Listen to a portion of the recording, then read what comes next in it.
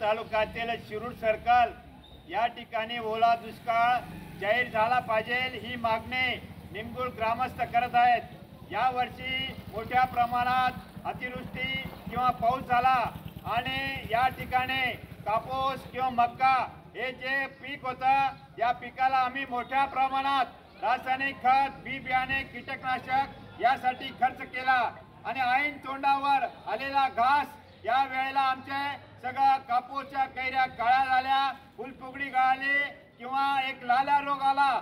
त्यामुळे एक आमचं उत्पन्न सुद्धा एक काही निघणार नाही, जो खर्च झालेला आहे तो सुद्धा निघणार नाही।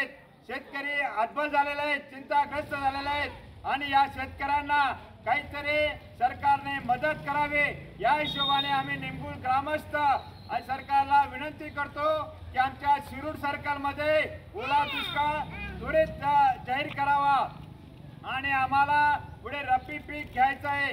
रब्बी पिकासाठी सुद्धा बियाणं खत घेण्यासाठी सुद्धा आमची परिस्थिती नाही, तरी आमची मागणी त्वरित डिक्लेअर करून आम्हाला काहीतरी अनुदान किंवा भरपाई द्याल अशी आम्ही नम्र विनंती करतो।